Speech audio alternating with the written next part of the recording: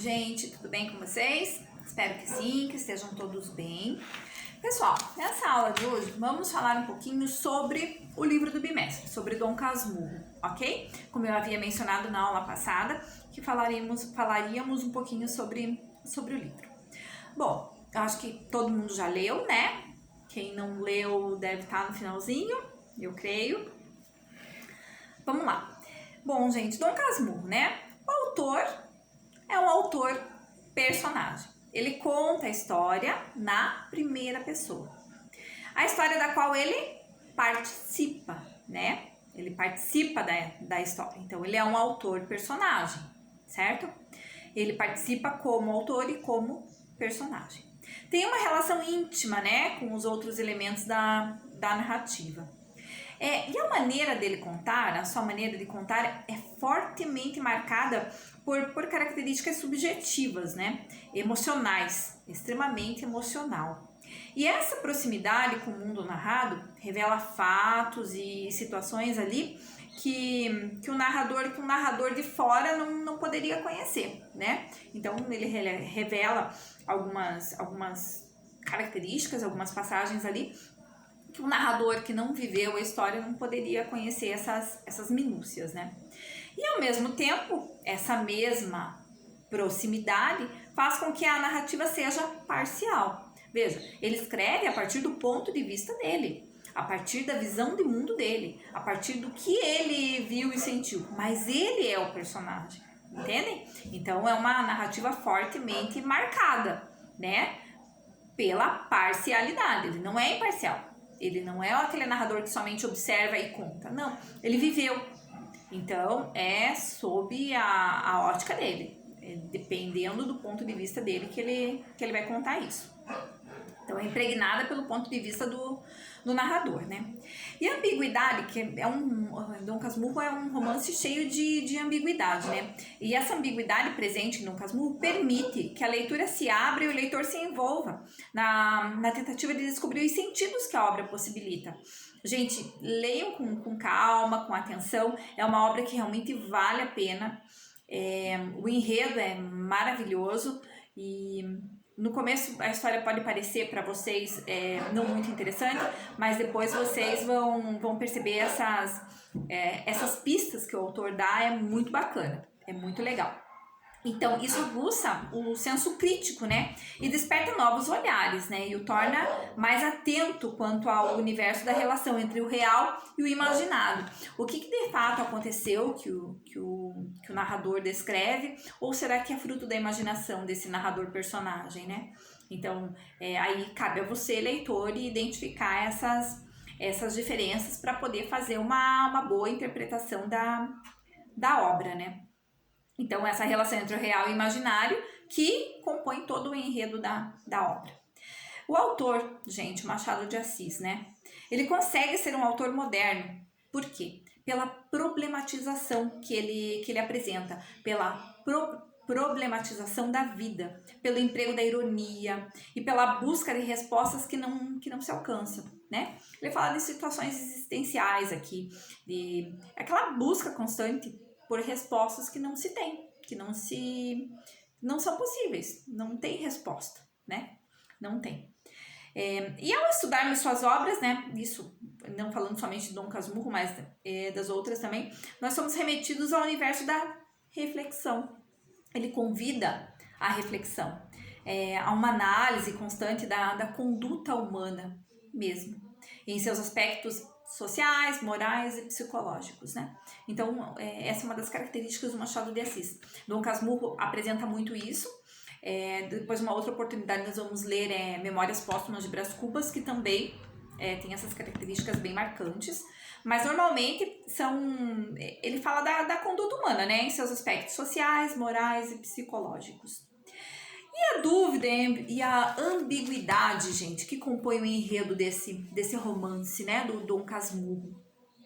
É a relação entre o real e o imaginário.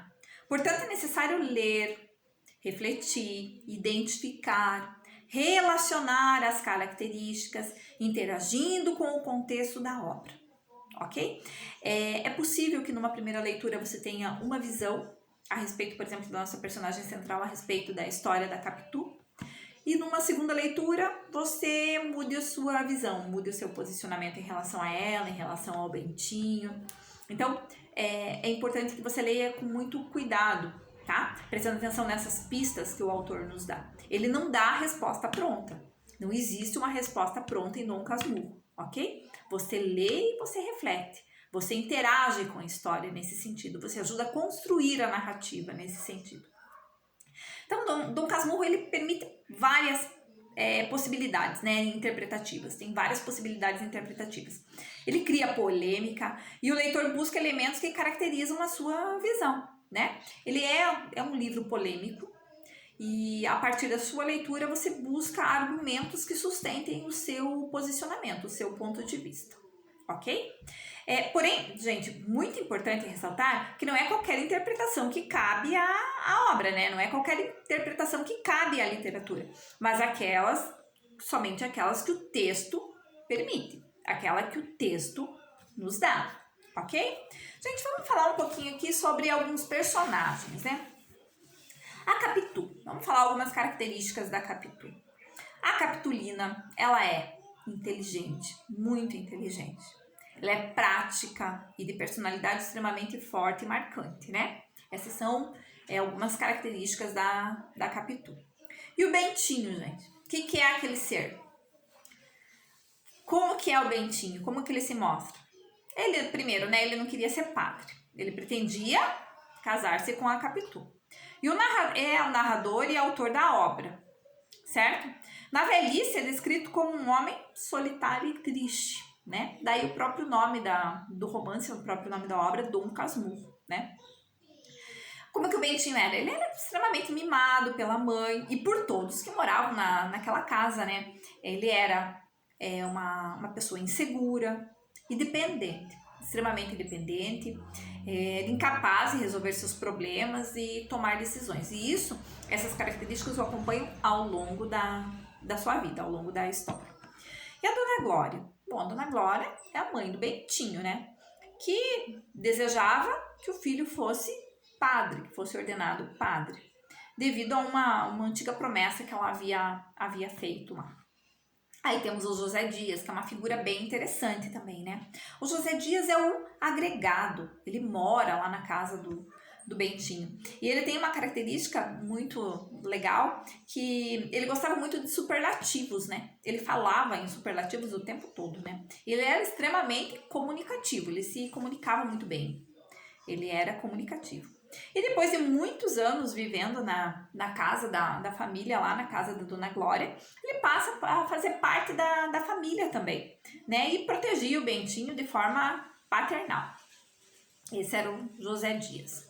E a prima Justina? A prima Justina era egoísta, ciumenta, era intrigante, gostava de uma intriga, né? Esse era um dos personagens secundários, mas que tem uma participação ali bem importante na obra também. O Escobar. O Escobar é um amigo do Bentinho, né? O seminarista lá. Ele é descrito como um rapaz esbelto, olhos claros. Ele casou-se com a Sancha, né? Que era a melhor amiga da Capitu.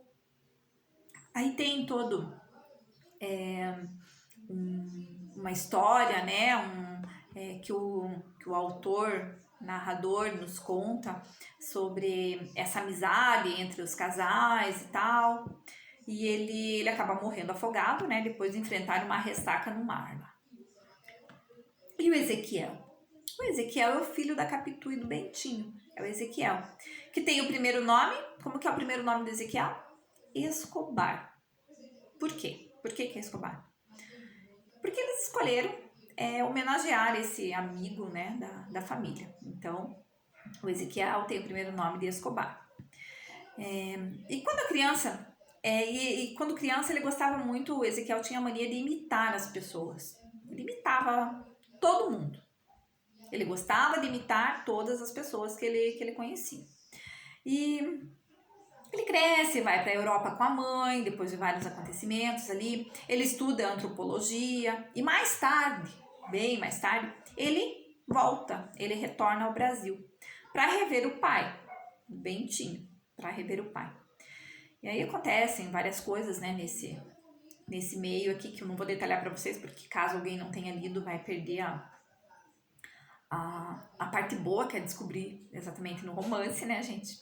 E ele morre na Ásia de febre tifoide, perto lá de Jerusalém, né? Essas são algumas características dos nossos personagens principais. Falamos um pouquinho sobre Dom Casmurro nessa aula. Voltamos numa próxima aula, gente, dando sequência ao nosso material, ao livro didático, tá? Faremos algumas questões juntos, ok? Muito obrigada, até a próxima e fiquem bem.